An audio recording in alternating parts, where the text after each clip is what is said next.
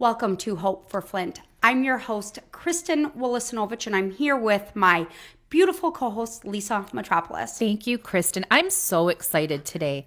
We are amped. What an artisan. I'm excited. Wow, you were, off air getting ready for the podcast. You were really fired up about our guest. I am. Rick Kager with Art Beecham. Hello, sir. How are you? I'm doing good. Welcome to Hope for Flint. Thank you. Welcome. Thanks. Well, okay, we'll get you going. We'll lead you down the path, but let's talk a little bit. You are from Flint, right? The business is on Pearson Road. Tell us a little bit about the history of Art Beecham. Well, Art was my father-in-law, and he came to Flint, back before 1948, because that's when he opened his first sporting goods downtown Flint. Okay, so it's been some time. Yeah. Some rich history. Right, and he came from Arkansas, and he used duck calls and growing up, and he was always a competitive person. He came here originally to fight in the Golden Gloves as a heavyweight boxer, and they found that he had a heart murmur, so that ended that, and he did various things before he got in with some of the businessmen around Flint and was quite the salesman, and he was into the sporting goods, so he opened up a downtown location. So it's safe to say Art was a visionary and sort of the Duck Dynasty, if you will, before it went mainstream. Yeah. Right. He was the first champion of all world champions. He was a world champion duck caller. Oh, wow. I'm just staring. I love this. I'm just staring at it because what a gift for you, because that legacy, it seems that you've taken it and maybe pass it on. Right. I just kind of lucked into it, I think. I came from a family that was, talented in various things, music, art, blah, blah, blah. And my father-in-law just made a standard duck call that was shaped like that. I've never varied the shape of his original collar. Kind of patent, the collar on it, I would say, up at the top of the barrel, this part here. Right. But it's safe to say you stuck with the original design, but you've definitely evolved it. Look at the beauty in front of us. It's pretty incredible. Works of art. Yeah, back in about 1986, I was at a duck show down in, he wanted me to be a champion duck caller, but he passed in 81, and I took over, and we were down we used to go to Point Mouillet and set up booths and that, where a lot of different sportsmen would come, duck caller guys and goose call guys, and we formed the Call Makers and Collectors Association of America, and that I was one of the founding members in 1987. Wow. It's How unique. Exactly. And right here, you just never know what is right here in your community. In the city of Flint. Right? I want to ask, this is so, because these are just absolute works of art. I'm so excited and intrigued. I asked you before the show because I can't get enough of the craftsmanship of this. You use a lathe, correct? Yeah. And wax. I use a lathe basically to turn the outside shape.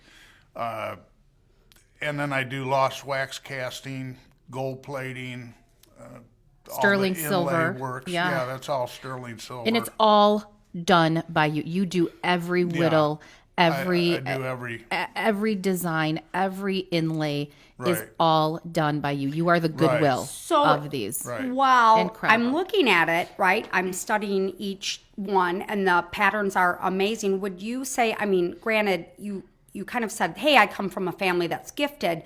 This is pretty gifted. Is this just kind of something you're born with, would you say? Do you just kind of see it and have a vision and do it? It's just like everybody in my family, the kids, my dad was the senior landscape architect for the city of Flint when he was in there it is. Right. We're pulling it out of you, Rick. He liked playing with there it is. Watches, clocks. He had a lathe. He had a workshop in the basement. So neat. And that, you just don't see that anymore, especially with grandfathers or fathers and sons and uncles. You really don't see this rich history anymore. So it's really, I really feel like I'm I'm staring. I just can't I stop. feel like I'm back in time right now. staring Yeah, at this is just really incredible. Okay. And then my question too is the duck calling itself. So do you travel? Are you still very active in the industry? Yeah, I travel and I do the shows and the competitions in what's known as the fancy call, but we do have a retail business of regular, everyday wooden. They look like this, but they're just made out of walnut, maybe. Okay. So where do hunters or anyone who is looking for these duck, what's a formal title of them? What are they called? They're duck callers? What are they? Yeah, duck call. Fancy. Or if it's, some of these are goose calls. A goose or a duck call, do they go to the store? Do they go to the retail store? Or no. can they go online? You're gonna have to find that basically on Facebook. Oh, Okay. okay. Very good. We have over the one club I'm in on Facebook is called Call Nuts with a Z on the end. Okay, and, Call Nuts on Hi, Call UTC. Nuts. Yep. Anyways, there's like 24,000 guys. Wow. That they're Okay. either making them or buying them. They're collectors. And, you show your stuff on there, and that's where everybody comes from. Okay. And they range in price. Like the one in the center can range up to $1,000, Yeah, correct? What if you're on a budget, that all Rick? carved one here, Right the there. one laying down, yeah, that's going to be in the competition. That was 1,500. Wow. Okay.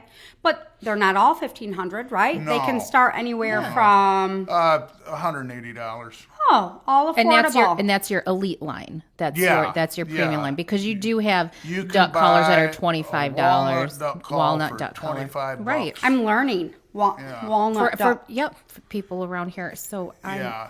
Now, do you sell these just basically through social media, or do big box retailers carry No, this? I used to sell through a big box store 30 years ago. Okay. But Not so much. no, I don't do that. It's okay. What a beautiful! I get really excited, I do like too. you. When artisans come on, like I said, it's like bringing back, like the blacksmith, just that hand grinding, that very old school profession, really. And It's like a jeweler. It would Yeah. be made like what a jeweler would do for castings. So, in addition to your talent and your skill set, it's also some old school flint that I That's- think has lost some yeah. Yes. awareness Well, and its rich history right here in front of I us. learned my casting at metalsmithing over to the Flint Institute of Arts when they had the classes awesome. back in the early 70s is That's when I incredible.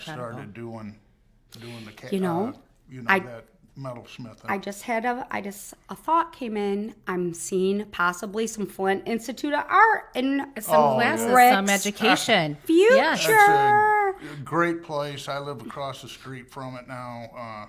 Oh, you still live there. Very good. Oh yeah.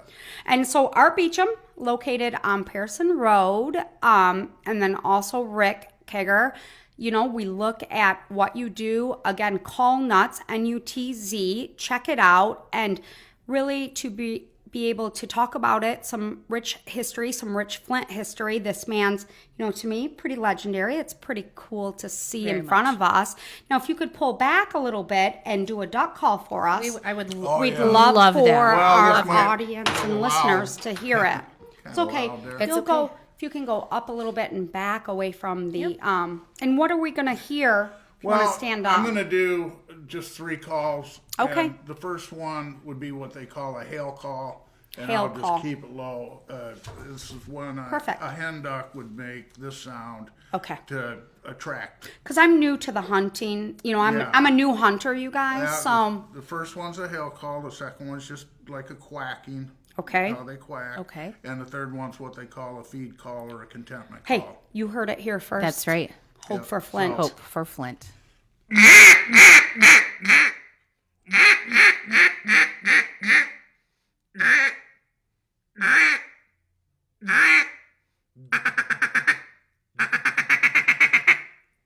So that's the 3 basic calls, and that's So what cool. I teach. That's incredible. I do teach Yeah. classes in those.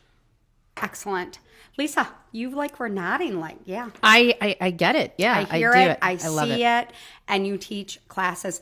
Thank you so much for Thank coming you. on the show. Rick Kager, I'm telling you, check him out. Go online, social media, all over social, and reach out to him if you're interested in any, of these duck calls or or just going to talking the about class. Or, Yeah.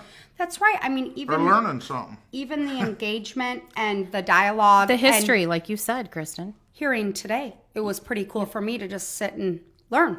That's right. Will you come back? Sure. Excellent. Thank you so much. Hey, Lisa Metropolis. So fun. I see duck hunting in I our do future. I am Kristen Willisonovich, and this has been Hope for Flint.